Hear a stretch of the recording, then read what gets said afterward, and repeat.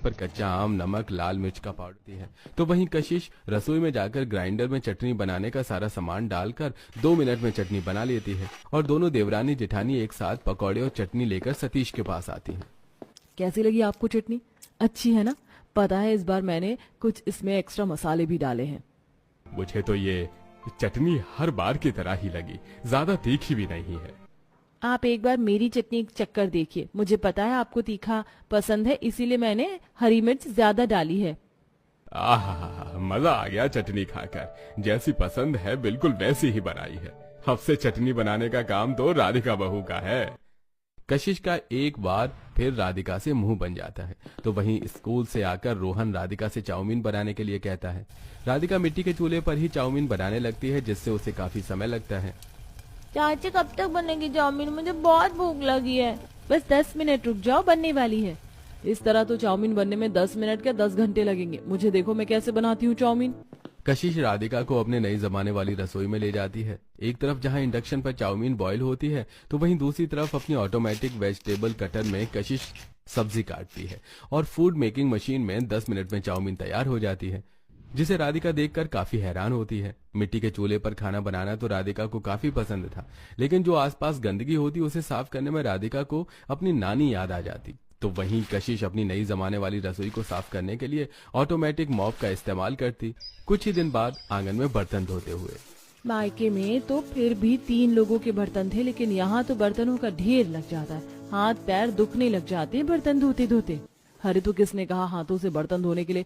रसोई में है तो सही डिशवॉशर, उसमें क्यों नहीं धोती तुम? कशिश राधिका के साथ सारे बर्तन उठाकर किचन में ले जाती है और फिर उन्हें डिश वॉशर में लगा देती है और प्लग लगाकर बटन दबा देती है और 5 मिनट में सारे बर्तन चमक जाते हैं। इसी तरह कुछ समय गुजरता है। राधिका चूल्हे पर खाना बना रही होती है कि तभी चूल्हे की आग की चिंगारी राधिका की साड़ी के पल्लू पर जा लगती है, जिससे उसकी साड़ी के पल्लू पर आग लगने लगती है। तभी वहां अचानक विजय आ जाता है और जल्दी से आग बुझा देता है। राधिका, कहाँ खोई हुई थी तुम? तुम्हारी साड़ी के पल्लू में आग लगी और तुम्हें पता भी नहीं चला। माफ कीजिएगा जी, खाना बनाने के चक्कर में मेरा ध्यान ही नहीं गया।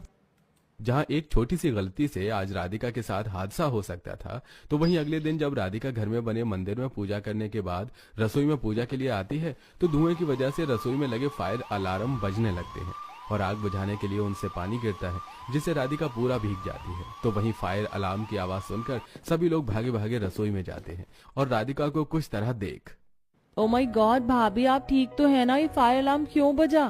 तुमने राधिका के हाथ में आरती की थाली नहीं देखी? लगता है धुएं की वजह से फायर अलार्म बजा है। राधिका तुम भी ना।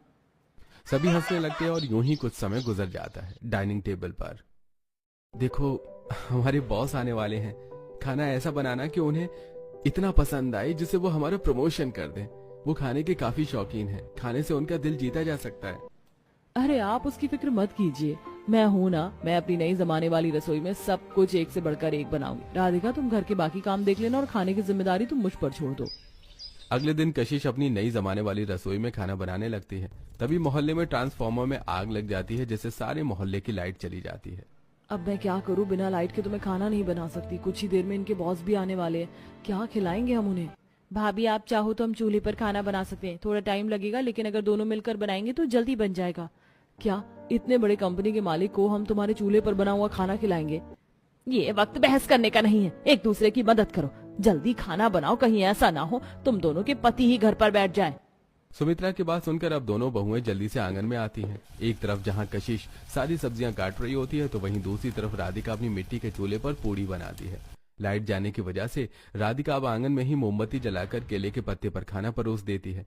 और जब आशुतोष और विजय के साथ उनके बॉस घर जाकर आंगन में चटाई पर केले के पत्तों पर परोसा हुआ खाना देखते हैं, तो ये देखकर तो मुझे अपने गांव की याद आ गई। हमारे गांव में इसी तरह पत्तों पर खाना खाया जाता है। मैं तो तरस गया था इस तरह खाना खाने के लिए। इतने बड़े कंपनी के मालिक की ऐसी बातें सुनकर सभी लोग काफी हैरान होते हैं। तो वहीं जब कंपनी का बॉस खाना खाता है, तो राधिका हाथ पंखे से उन्हें हवा करती है। मैं आज तक जितने भी एम्प्लॉइज के घर पर गया हूँ, सब मुझे इम्प्रेस करने के लिए कुछ बिल्कुल फैंसी अरेंजमेंट कर देते हैं, जो मुझे कुछ ज्यादा खास पसंद नहीं है। लेकिन जिस तरह के खाने का आपने अरेंजमेंट किया है, ये मुझे काफी अच्छा लगा। मैं जानता हूँ ये सारा खाना मिट्टी के बर्तनों में बना है। आपने मेरा दिल खुश कर दिया। अब तुम लोगों का प्रमोशन पक्का है। ये बात सुनकर सभी लोग काफी खुश होते हैं। तो वहीं कुछ देर में खाना खाकर बॉस चले जाते हैं। फिर लाइट आ जाती है। गर्मी से सभी लोग परेशान थे, इसलिए कशिश अब अपनी नई जमाने वाली रसोई में जाकर सबके लिए शेक बनाकर लाती है। कितना बढ़िया शेक बनाया है आपने। आपकी मिक्सर भी कमाल की है, कुछ भी बना देती है। अब तो तुम दोनों को समझ आ ही गया होगा कि कशिश बहू की नए जमाने और तुम्हारी पुराने जमाने की रसोई में कोई भी बुराई नहीं। लाइट चले जाने पर जिस तरह राधिका बहू की पुराने जमाने वाली रसोई काम आई, उसी तरह लाइट आ जाने पर कशिश बहू की नए जमाने वाली। आज तुम दोनों को मिलकर काम करने की वजह से ही दोनों बेटों का प्रमोशन हुआ है। सुमित्रा की बात सुनकर राधिका और कशिश दोनों ही काफी खुश होती हैं और अब राधिका कशिश को अपने साथ चूल्हे पर खाना बनाना और सिलबट्टे पर मसाला पीसना सिखाती है। राधिका, मुझसे ना हो पाएगा। पता नहीं तुम इस सिलबट्टे पर कैसे मसाला पीस लेती हो। कोई बात नहीं भाभी, धीरे धीरे सीख जाओगी। तो वहीं दूसरी तरफ नई जमाने वाली रसोई में भाभी 10 मिनट में इस चावल बनने वाली मशीन में चावल बन गए, ये तो बहुत बढ़िया है। वही तो घंटे का काम यहाँ मिनटों में हो जाता है। कशिश इसी के साथ अपने स्क्रीनिंग फ्रिज में YouTube पर गाना लगाती है और अब दोनों बहुएं गाने सुनते हुए रसोई में काम करती हैं।